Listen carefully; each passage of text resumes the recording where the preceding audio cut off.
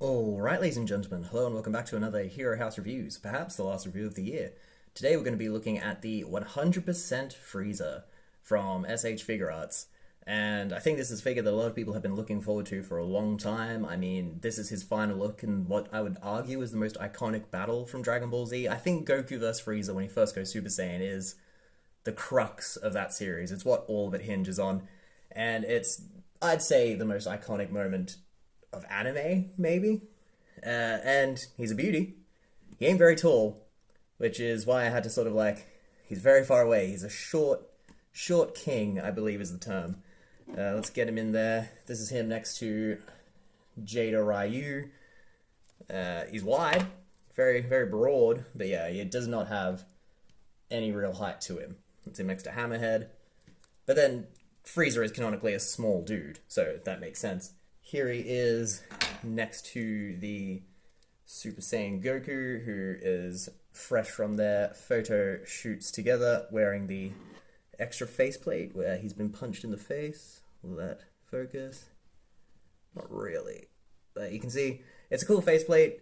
The scuff mark on his cheek has not been painted into the lines they sculpted, which is interesting, but yeah. But the Frieza figure itself has really nice shading all throughout. The purple bits, especially his shoulders, have this incredible sheen to them. He's got this blue wash across his body, lots of sculpted veins, lots of scuff marks. Those are not painted in, unfortunately, but the faces are all really good, like you'll see in the pictures, but they've captured the attitude. The sculpt just speaks to a very powerful, menacing figure. I wish he got taller. I don't know. He stands on the shelf and he's got a lot of girth to him, but just not the height.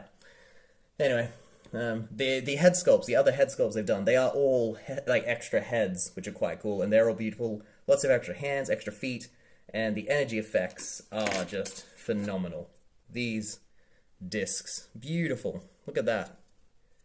Lovely. The peg pops out occasionally, so they might get stuck in the grippy hands they give you for it, but I think that's so that you don't snap off the pegs accidentally. So in some ways, quite a clever way around it, but I'm not sure it was the best way to do it, but that is what it is.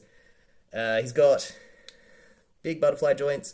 He's very gappy, which I don't like. But look how broad and powerful he is. That's really good. Head can go up that much, but again, you've got a gap in the neck. Head can go down, so you can really sort of look down that way. You can get quite a bit of attitude. So it's a double ball peg. You can get pretty much 90 degrees from the arms, which are impressive considering how bulky he is. You get a full rotation.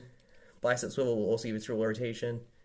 And you can get 90 degrees, again, impressive for such a bulky figure. And then the hands are the typical S.H Figuarts hands. He's got a diaphragm joint that will let him bend that far back, so you get way sort of distance, but this ugly gap appears. Then you can get him forward. And again, the gap's not really an issue there. So you can really get him forward, and you can still, even if you don't go all the gap, still gets like a decent range back, I think. And then you've got a swivel, really nice joint there, lots of movement at the waist. The crotch is a soft piece, so he can do the full Van Damme splits. He can go that far forward, really far forward, which is nice. Only a little back. And he's got these quite gross little things that pop out if you do the splits, but it's not going to bother me too much.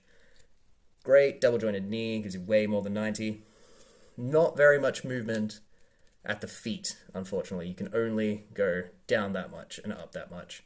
Even if you try and reposition it, you can't really get much more, and he doesn't stand that well on his own. The tail joint, very limited range of movement, and because he's had his tail cut off at this point, he can't use it to help him stand, and that gives him poor balance. His balance is not great. Overall, you're going to have to really position him, to try and get him to stand. But if you do put him in sort of a crouchy position, then you can use the tail. But again, since he's not very tall, having the bended knees makes him quite short. All that said, he is a phenomenally fun figure. I really enjoyed taking pictures of him and Goku fighting. They look amazing on the shelf together. So if you're a fan of Frieza, definitely one to pick up. I do think he's quite expensive, especially for such a small figure. And then the fact that he can't fully stand properly on his own sucks. That's something, again, that's one of my big gripes about figures. They should be able to stand on their own. So between the cost and that particular point, I can only give him a 4 out of 5 because it is an issue, but personally, I love him. So, take away from that what you will. 4 out of 5. Let's dive into the pictures and wrap this up. If you enjoyed this review, we have plenty more. We have a Hero House figure fights, top 10 list, ranking list, just loads of content to enjoy. So please like and subscribe, and hopefully I'll see you again. Thank you for your time and all the best. Bye.